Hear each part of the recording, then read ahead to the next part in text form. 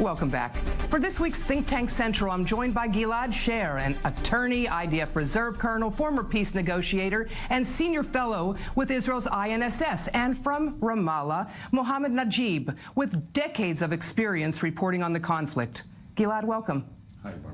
And let's start with Jordan's special role on the Temple Mount and who's responsible for security up there, according to the 94 peace treaty. The 1994 peace treaty between Jordan and Israel recognizes Jordan's special role in the holy shrines, Muslim holy shrines, and also protects this role in future permanent status negotiations. In any agreement in the future, this Hashemite Kingdom of Jordan's special role is recognized.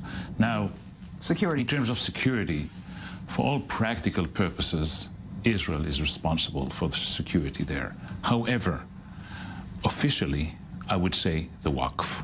The Islamic Trust. Exactly.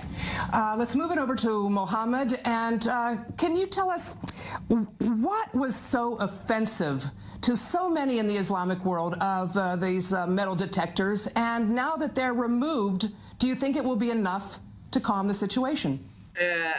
Yes, Barbara.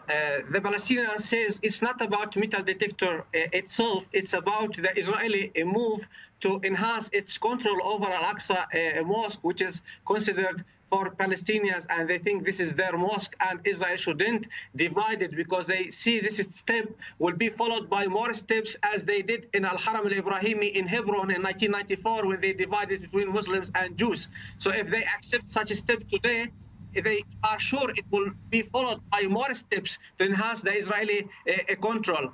When I asked the people who are gathering there, they said if the Israelis want to grow flowers here, we don't want their flowers. We don't want their metal detectors. We don't want their cameras. They don't. They cannot restrict who can pray at Al-Aqsa Mosque and who cannot pray. I understand. Mohammed, let's stop here because this was all about preserving status quo. And Gilead, the attorney and the negotiator, tell us, is there a universally accepted definition of the status quo, or will people use it to their own ends? Of course not. But the fact of the matter is that for the last 50 years, since 1967, Israel preserved a kind of status quo that allows for the freedom of worship and freedom of religion for all believers of all three monotheistic religions. And for the question of the metal detectors, you know, this is a technical question. You can justify it for security considerations, and you can say that it was a deficient decision taken on the ground of domestic politics. Well, let's start here. Was the Israeli government negligent and grossly underestimating the outrage this would cause? I believe that the decision-making process here was not flawless. And very diplomatic of you. Right. And that there could be a more thoroughly researched decision-making process in accordance with all kinds of more subdued diplomacy than just a public announcement of the immediate step taken after the terrorist attack on Temple Mount. Let's throw it back to Mohammed because please tell us about the mood in the Palestinian street in the West Bank, at least, and are people there fed up enough to go for a third intifada, or do many feel they're being manipulated and used to start a religious war? The Palestinians don't want to go for a third intifada. They call for a non-violence protestation. But also, during the last use of force by the Israeli police to disperse those thousands who gathered in front of Al-Aqsa and were praying in the street, 5 Palestinians have been killed, 700 injured, and the protestation continues because the Palestinians said the removal of the metal detector are not enough because the Israeli police is planning to install cameras to monitor who's entering inside Al-Aqsa. They called for rejection of those measures, and they want the situation to be returned to before 14 July when the attack took place. So they said no cameras, no metal detectors, no manual search, no restriction of who enter to pray at Al-Aqsa and who not enter. Gilad, and I know that the Palestinian issue and the Jordanian issue is so intertwined.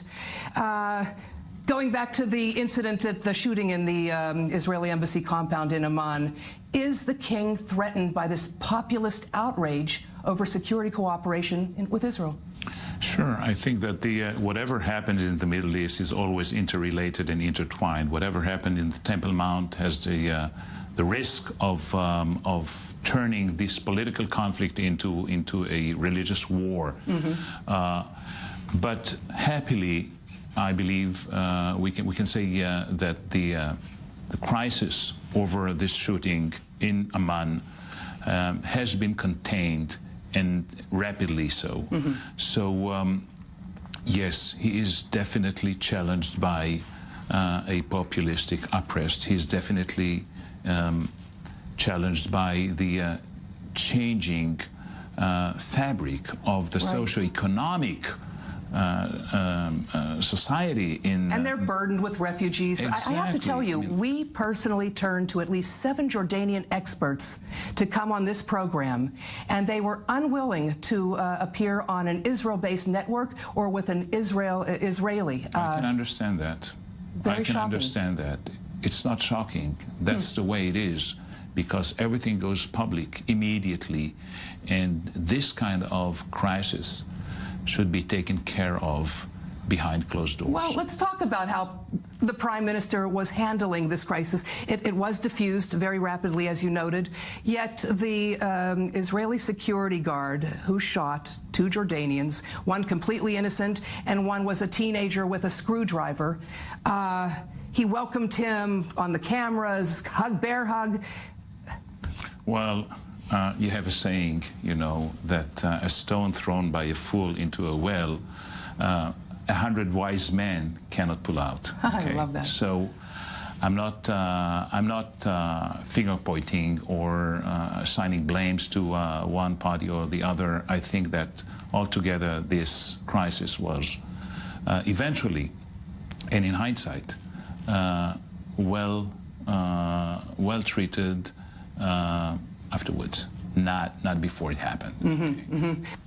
Very hot, violent summer, or do you think things are going to calm down?